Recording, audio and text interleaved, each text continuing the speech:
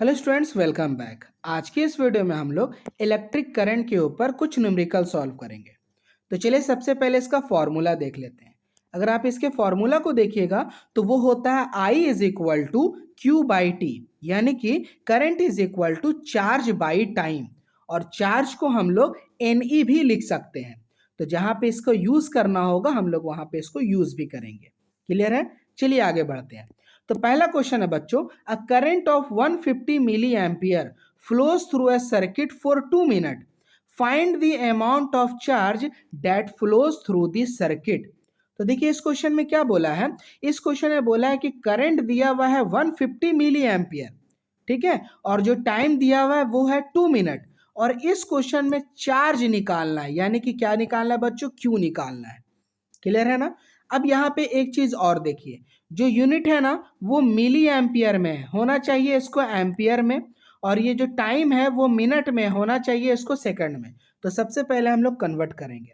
देखिए current I is equal to 150 milliampere है। इसको एम्पियर में कन्वर्ट करने के लिए 1000 से डिवाइड करेंगे। तो हम लोग इसको ऐसे लिख सकते हैं 150 इंटू 10⁻³ एम्पियर। उम्मीद है ये समझ में आ रहा होगा बच्चों। देखिए अगर आप 150 को 1000 से डिवाइड कीजिएगा तो आप इसको ऐसे लिख सकते हैं ना, 150 डिवाइडेड बाय 10⁻³ तो ये 10⁻³ ऊपर जाएगा तो क्या हो जाएगा 10⁻³ उम्मीद है ये समझ में आता होगा आपको। चलिए अब देखिए टाइम दिया हुआ है 2 मिनट, तो मिनट को सेकंड में कर देते हैं। तो 1 minute is equal to 60 second, तो 2 minute is equal to 2 into 60 यानी कि 120 सेकंड। यहाँ तक क्लियर है बच्चों? चलिए अब यहाँ पे हम लोग फॉर्मूला क्या जानते हैं। फॉर्मूला होता है कि I is equal to Q by T. अगर आपको क्यू निकालना है तो क्या होगा, I को टी से मल्टीप्लाई करना होगा। तो देखिए क्यू इज इक्वल टू हो गया I इंटू टी। उम्मीद है समझ रहे हो बच्चों। देखिए कुछ नहीं करना है, I इज इक्वल टू होता है क्यू बाई टी। तो आपको क्यू निकालने के लिए क्या मल्टीप्लाई करना होगा ना। तो हम लोग क्या करेंगे, I इंटू टी कर दिए। अब देखिए I दिया हुआ है मेरा 150 इंटू 10⁻³ और जो टाइम है वो है मेरा 120 सेकंड। तो इसको सॉल्व करने पे आएगा बच्चों 18 कूलम चार्ज होगा। सेकंड क्वेश्चन है बच्चों, a current of 10 ampere flows through a conductor for 2 minutes. Clear है? एक करंट है 10 एम्पियर का जो कि 2 मिनट तक एक कंडक्टर में फ्लो हो रहा है।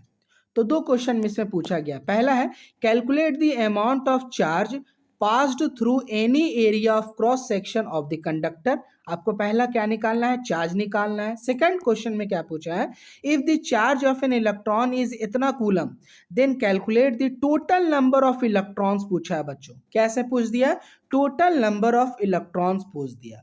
तो सबसे पहले हम लोग फर्स्ट का क्वेश्चन का आंसर बनाते हैं। क्या पूछा है? चार्ज। क्या क्या दिया हुआ है? करंट दिया हुआ है और टाइम दिया हुआ है। तो यहाँ पे जो टाइम है वो मिनट में है, उसको सेकंड में कर देंगे, बाकी ये एम्पियर में सही है। तो करंट हमारा है 10 एम्पियर, सही यूनिट में है। टाइम जो है 2 मिनट में, उसको सेकंड में कन्वर्ट कर दीजिए, वो हो गया 120 सेकंड। तो आई हो गया 10 एम्पियर और टाइम जो हो गया वो हो गया 120 सेकंड। अब यहाँ पे चार्ज निकालने बोला, तो चार्ज इज इक्वल टू क्या होगा, Q is equal to I into T. कैसे बना बच्चों? अभी मैंने आपको बताया कि I इज इक्वल टू होता है Q बाई टी। तो अगर हमें Q निकालना है तो इसको इससे मल्टीप्लाई करना होगा। तो उसी तरह हम लोग I इंटू टी कर दिए। तो I दिया हुआ है 10, T निकला मेरा 120, तो सॉल्व करने पे आ जाएगा 1200 कूलम। तो फर्स्ट पार्ट का जो आंसर बनेगा वो बनेगा बच्चों 1200 कूलम। क्लियर है? अब सेकंड में पूछा है कि टोटल नंबर ऑफ, आप बताइए electrons, total number of electrons बताना है बच्चों। तो टोटल नंबर ऑफ इलेक्ट्रॉन्स के लिए क्या फॉर्मूला इस्तेमाल करते हैं? देखिए हम लोग क्या जानते हैं, Q is equal to N E होता है ना। I is equal to Q by T और Q को हम लोग क्या लिख सकते हैं, एन ई।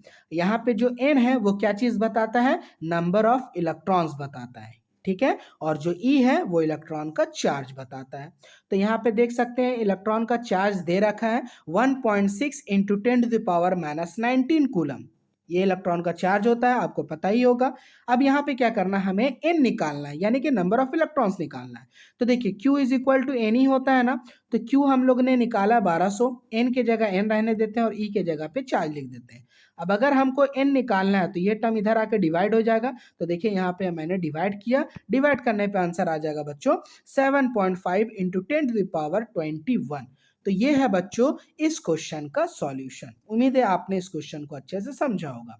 अगर किसी तरह का कोई दिक्कत हो रहा है बच्चों तो प्लीज मुझे कमेंट में जरूर बताइएगा।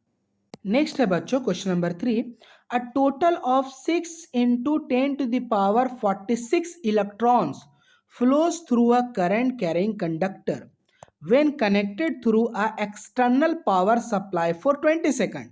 Find the value of current in the conductor. आपको करंट का बताना है वैल्यू, यानी कि क्या निकालना है बच्चों, आपको निकालना है आई। क्लियर है?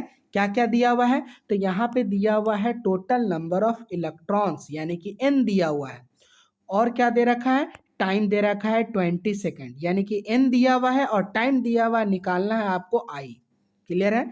चलिए तो देखिए गिवन में क्या है, सबसे पहले जो गिवन में एन वो लिख दिए 6 into 10⁻46 इलेक्ट्रॉन, टाइम दिया हुआ है 20 सेकेंड और करंट आपको निकालना है।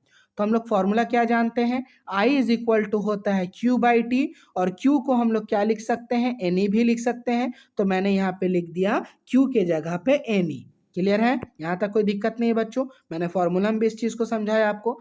N का मतलब हो गया नंबर ऑफ इलेक्ट्रॉन्स, तो नंबर ऑफ इलेक्ट्रॉन्स कितना है मेरे पास, 6 into 10⁻46, और E का मतलब होता है चार्ज ऑफ इलेक्ट्रॉन, तो चार्ज ऑफ इलेक्ट्रॉन आपको पता ही है, नहीं भी पता है तो बच्चों याद करना होगा, वो होता है 1.6 into 10⁻⁻19 कूलम। ये अब याद करना होगा बच्चों, क्योंकि एमसीक्यू क्वेश्चन में भी आ सकता है।